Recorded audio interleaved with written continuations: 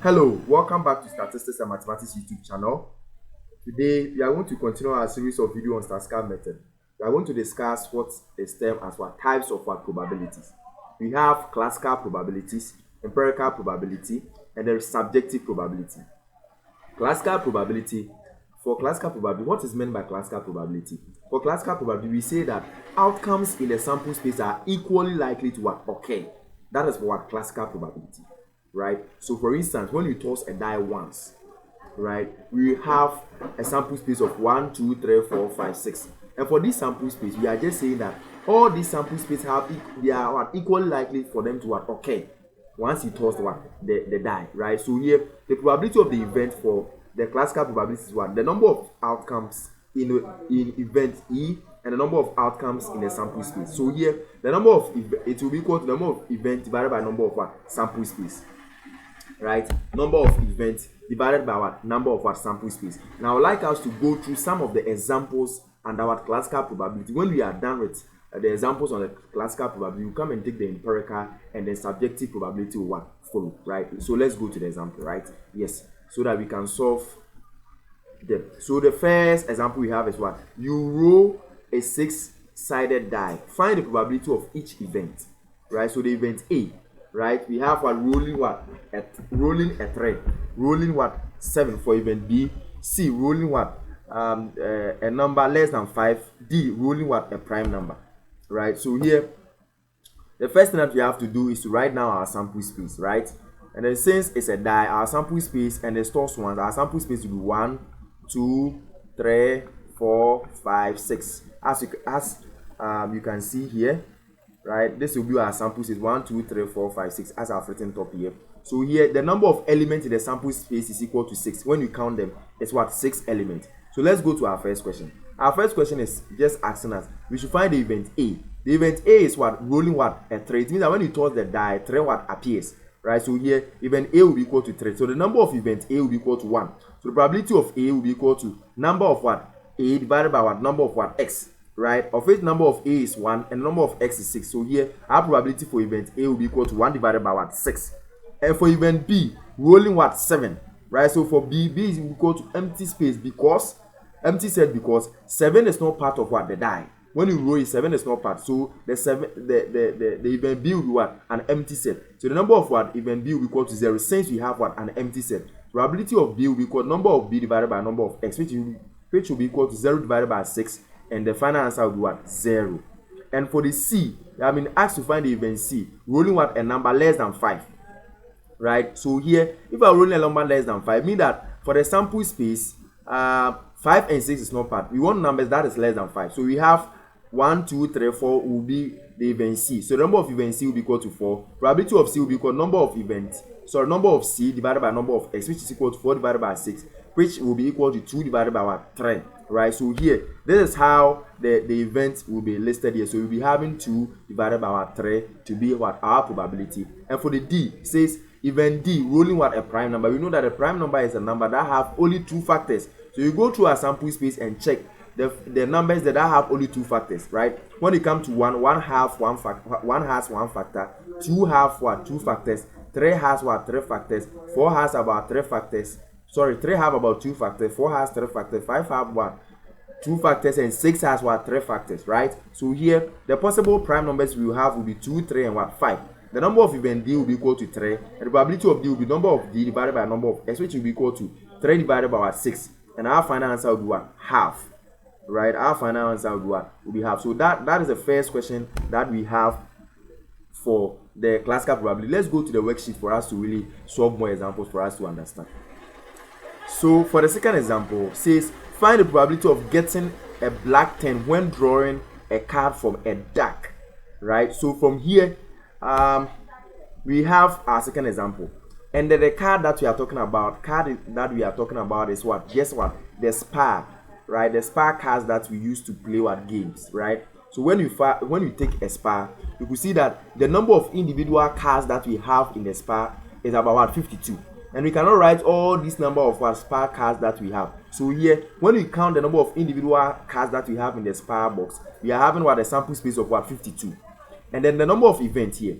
The number of events here is he said we should calculate for the probability of getting a black 10.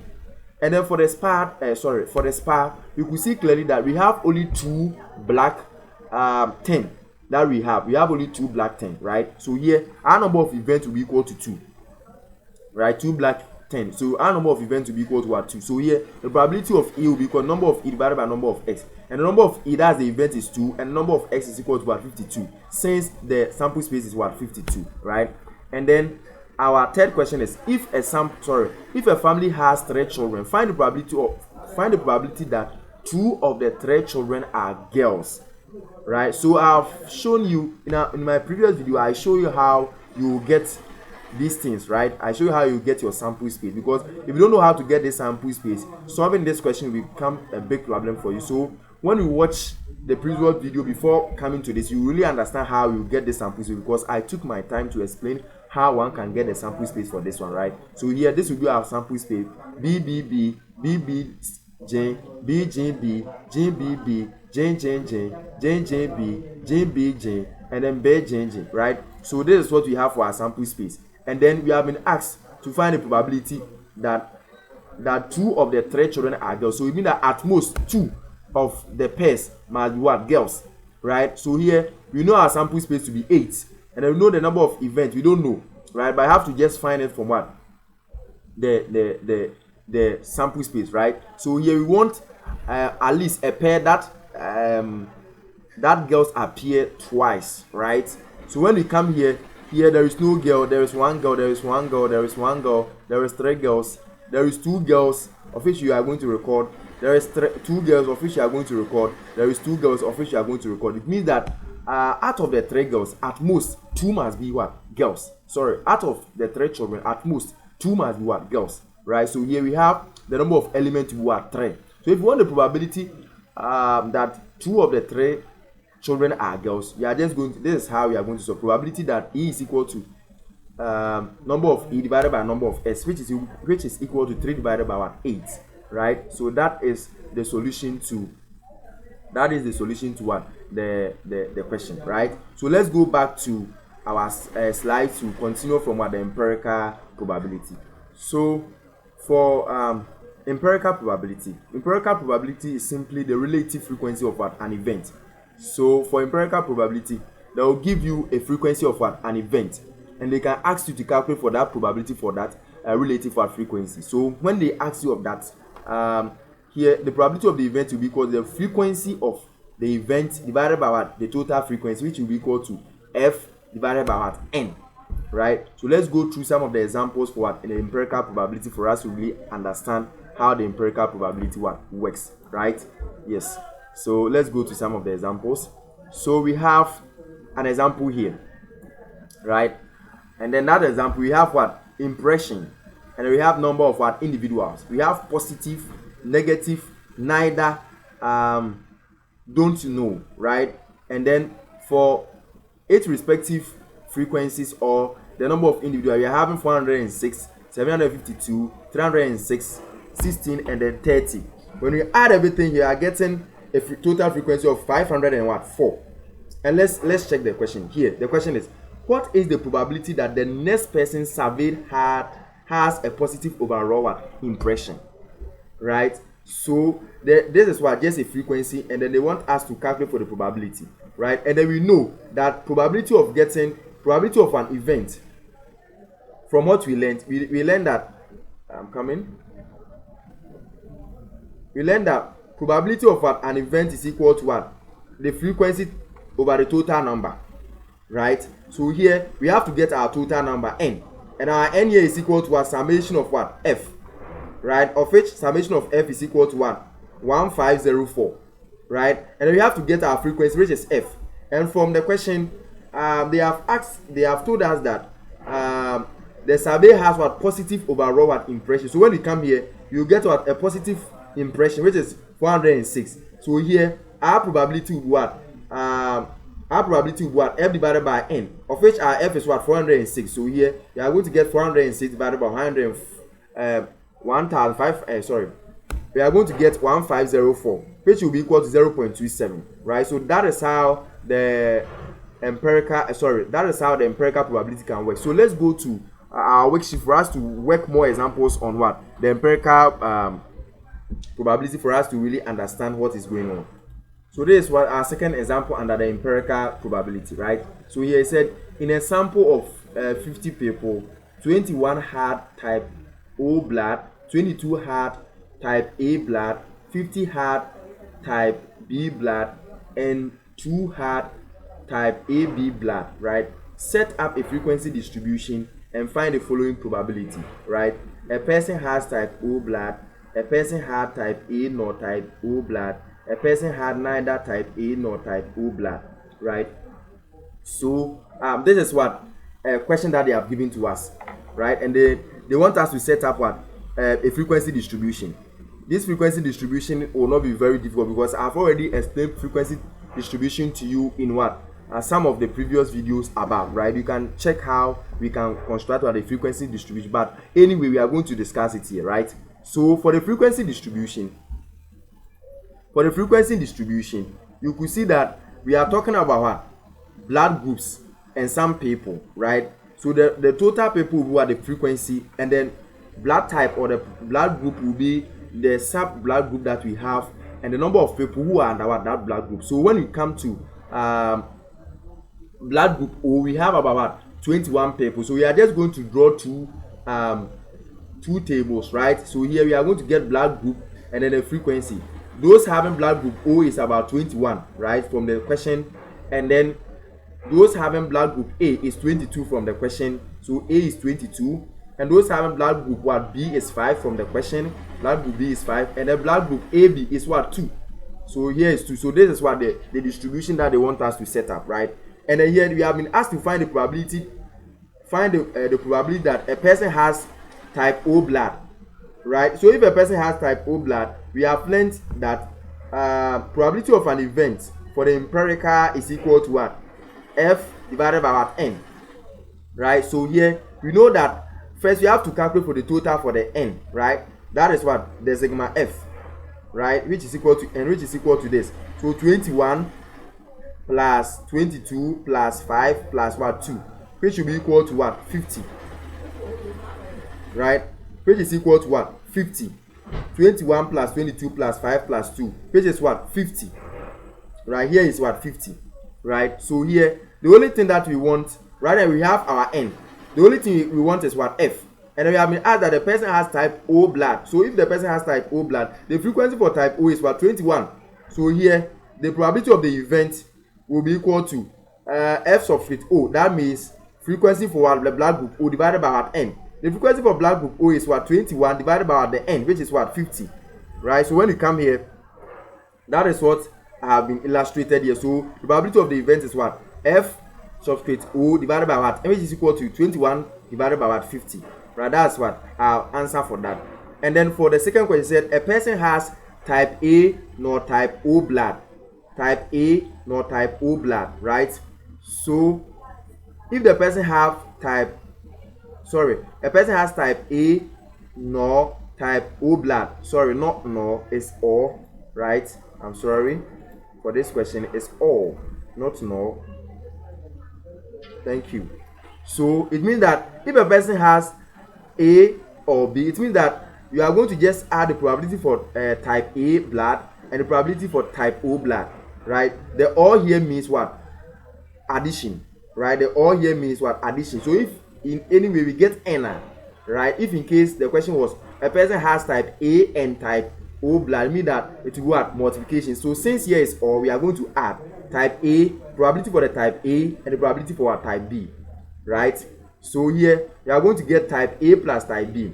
So here will be the probability for the type A will represent F subscript A divided by N. That means for the type A plus F subscript B divided by N. That's type B, right? So here we are going to get 22 divided by what? 50. Since when we come here, our FA is what? 22, and our N is 50. So 22 divided by 50 plus so as I said, we are going to add them, right? So right now for the B, we are having 5, right? the FB will be what? 5. That's the frequency for the B.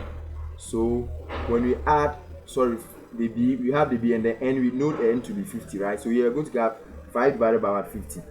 So that will be the probability for the type A and the type B. We are going to add them, and we're going to get what? 27 divided by what? 50, right? Now last question, that is what? A person has neither type A nor type O. It means that the type A, right? It means that neither A nor O mean that a person has either type A or type AB blood, right? So if the question says neither type A nor type B, it means that the person has either type B or what? Type AB. It means that the A and the O are being what? Omitted, right? So here the same thing, that's what we are going to. That's why this one is going to be F of this one is going to be F of B, right? Sorry, F of B divided by N plus F of AB divided by what? N. Of which you are going to get 5 divided by 50 plus 5 divided by 50, which is going to give us 7 over what? 50, right? So these are what? The simple questions under the empirical, right? So let's go to our slides to continue the studies. And then we have what we call the subjective probability, right? So for the subjective probability here, for subjective probability, we just give what? Intuition. We just give what? Educated what? Guess or estimate of something, right? For example, a doctor may feel a patient has 90% chance of fully what? Recovery, right? That is what the doctor feel based on what? Its intuition, based on its guess, based on its what? Estimate, right? Can say that the person can what? Survive, right? So that is what? For subjective probability, we just like feeling something, right? Giving a guess of something, estimating something, right? Giving intuition about something. That is what the estimated what? That's what subjective what? Probability, right? Yes. So we have what we call range of what? Probabilities, right? And we have to know that probabilities ranges between what? 0 and then 1. So if you calculate a probability question and you get more than 1, it means that what you have done is wrong, right? So here probability of an event is between 0 and 1 inclusive, right? So if you get anything less than 0, anything greater than 1, it means your answer is very wrong, right? So that's the range for probability. So the range for probability is that we are going to have 0 less than probability of the event less than what? 1. So it means that the range is what? 0 is in between 0 and what? And 1. And we have what we call complementary events, right? So what is complementary event? The set of all outcomes in a sample space that are not included in the event, and it is donated by what? E prime, right? So for complementary event, it means that there is a set, right, in the sample space that is not part of what? The event, right? That is not part of the event. If that set, if that outcome is not part of the event, it is called what? Complementary what? Event, and usually it is denoted by what? E prime, right? So we have probability of E prime to be equal to 1 minus what? Probability of what? The event. Probability of what? Not the event, right? The probability that the probability of that complement, right, will be equal to 1 minus what? Probability of what? The event, right? So usually that is how it's being what? Expressed. Always that is how that is how this is usually what? Expressed. Probability of what? The event, right? The probability of the event complement is equal to 1 minus probability of what? The event, right? So let's solve an example for us to better ourselves on what I just said. So here we have, it says, what is the probability that the next person survived does not have a positive overall impression, right? First, you see, we calculated for the positive overall impression, right? In this question, in this one, he said, what is the probability that the next person surveyed has a positive overall impression? And we said that one will be what? 406 divided by 1504, right? So that is what we said we will have. But this one is giving us that, it's just telling us that for this question, it's just telling us to find probability that the next person surveyed does not have a positive overall. So that is not, it means the question is just that that probability is not part of what? The event of being a positive overall impression. So for the positive overall impression, we are having 0.46 divided by 1504, which will be 0.27, right?